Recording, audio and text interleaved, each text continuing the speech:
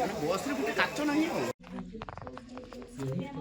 मु सुनील कुमार महापात्र बुणाक लाइव को आपन स्वागत करछि। मु आज आसी पहुंची जे मयूरभंज जिल्लार विषय ब्लॉक स्थित विषय मेडिकल थारे आज आसी पहुंचला बेल को देखा जाउछि शह शह लोक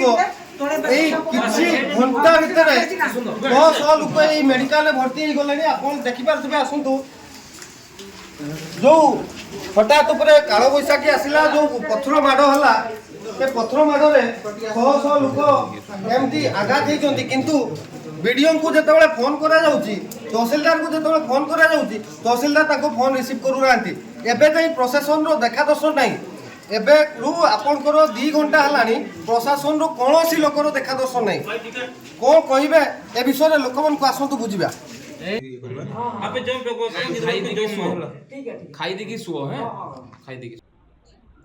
समय पखापाखि 4टा अतिक्रम कला आम विषय ब्लॉक पंचायत समिति कार्यालय सामने अच्छु। तो आजिकार बहुत दुखद विषय गोटे घटी प्राकृतिक दैविपाक तो कहुई पारे किंतु लोकों पर जो विपत्ति पड़ी बोधे विषय ब्लॉक रे कि मयूरभंज जिले से भाई घटना आउ कौटी घटी न पाखापाखि 7टा बेलू गोटे काल बैशाखी तांडव विषय ब्लॉक रे होता खड़मबेड़ा पंचायत 5-6टी गाँव में तार तांडव लीला सब अधिक देखा देता। आम से बुली प्राय 5-6टी गाँ एवं विषय हस्पिटाल जाइलु एवं आश्रयस्थली जाइलु सबुआड़े गलापर देखला बेलू लोक घर पूरा भांगी रही छिंछत्र हो जाए टाइल घर आजबेस्टर घर प्राय ना कहले चले लोक मान देह आघात प्राप्त होती पाखापाखि 30-40 जन पेसेंट से आघात प्राप्त होगी बारिपदा पीआरएम कॉलेज रे एडमिशन होती विषय हस्पिटाल सेठी प्राथमिक चिकित्सा पर घर को जाइए आश्रयस्थल जाइए। तो कुआपथर कहले छोट छोट गोलिका आकार कि गोटे गोटे माने छोट साइज बोली बुझा जाए कि गोटे मनीष मुंड साइज कुआपथर होता है पारे बोलिका आज मु फास्ट टाइम देखा पाइली लोक मैंने बैग्रे पुरैक आनी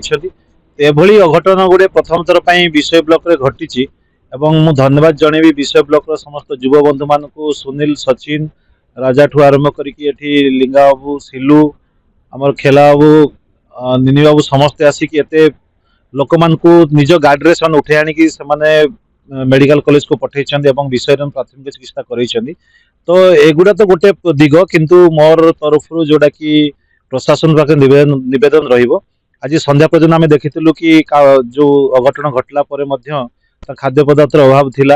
युव बंधु मैंने निजे जोगाड़ करके लोक मान खाद्य पदार्थ देते माने एमती जोर रे तांडव सृष्टि करछि काल बैशाखी आपण मानकर बासन कुसन चेपा हबटो आरंभ करके घर तो भांगी जाइछि लुगापटा नष्ट होइछि गोरु गाई छेड़ी मृत होइछन्ति आहत होइछन्ति एवं बहुत माने युव ठू आरंभ करके वृद्ध वृद्धा समस्त बहुत गुरुतर भाव आघात प्राप्त होइछन्ति। तेणु या प्रशासन लाइटली न नेकी माननीय जिलापाल को अनुरोध करी प्रशासन अधिकारी को अनुरोध करी गुरुत्वर सहित देवे एवं जो क्षतिपूरण निहाती कारण आदिवासी संप्रदाय लोक मैंने बेसी अच्छा से जो